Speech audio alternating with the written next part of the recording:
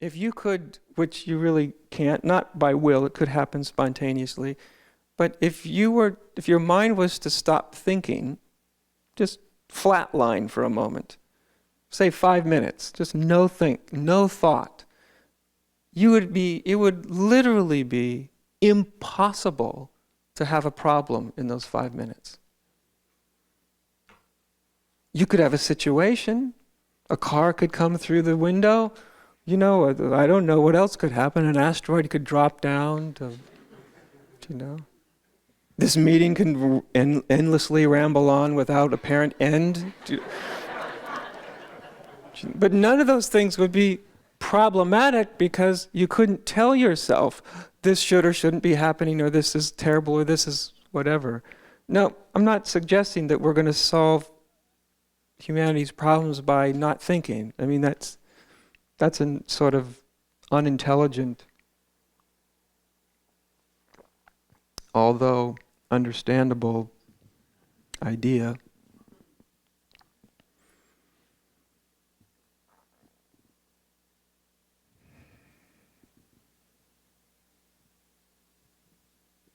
And I only mention that because if it can be seen with enough simplicity, by simplicity I mean without the slightest amount of judgment, of resistance, of thinking something's wrong, even with illusory thinking, without any of that, if it can just be seen, then something in us stops constantly referring to the content of thought, not only to tell us who we are, but to tell us what's really real. So it's not that you need to get rid of thought, it's that when you really see the profound limitation of thought, I don't have to tell you the power of thought. All of your education has taught you the power of thought. And I'm not arguing with the power of thought, it's a very powerful instrument. But since you've been educated for, I think most people, probably the better part of a minimum of 17 or 18 years, and most of you probably somewhat beyond that, of the power of thought, you don't need me to do that, to tell you that. But there's also the limitation. Because the mind is a boundary maker, that's what it does. It names things, and in the name, it draws boundaries. A rock is not the same as a cloud. So those are boundary lines.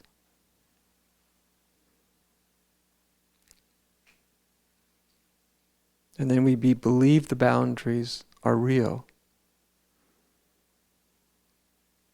That becomes our reality.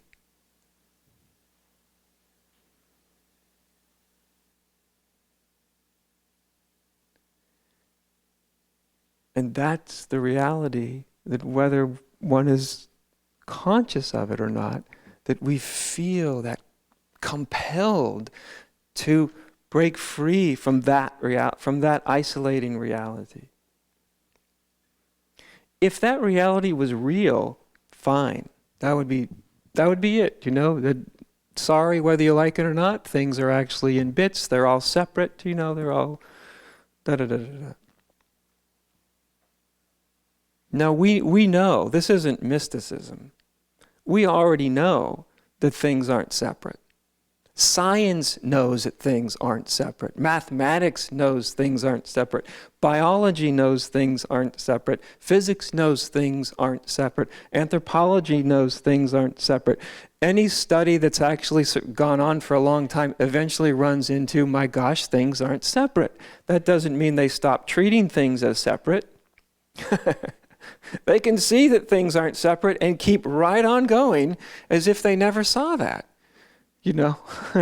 Or never really to see how profound the thing they bumped into is sometimes. The profundity of it can often miss even the person who really sees that. But we know that things aren't actually separate. You can't. It just doesn't work. It doesn't. It's a concept whose lifespan wore itself out probably by 1925, 1930, 1935. By that time, intellectual community knew things aren't actually separate.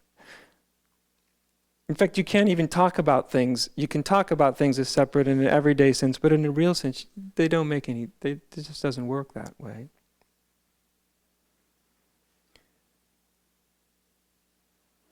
But I'm not really talking about the intellectual understanding of non-separation, because that doesn't actually help anybody.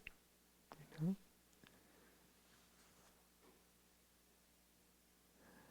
I'm just using that to sort of paint the picture of how we have been socialized into believing in our separation.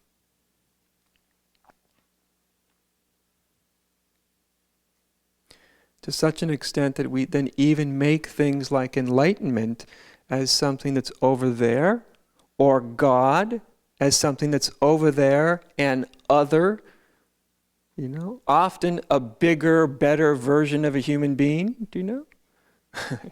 God as some outside authority. I mean, the ways we continue separation, it goes into every endeavor that we touch upon, because that's how we're used to moving. Not only thinking, but once the thought becomes believed, you feel it. You feel it.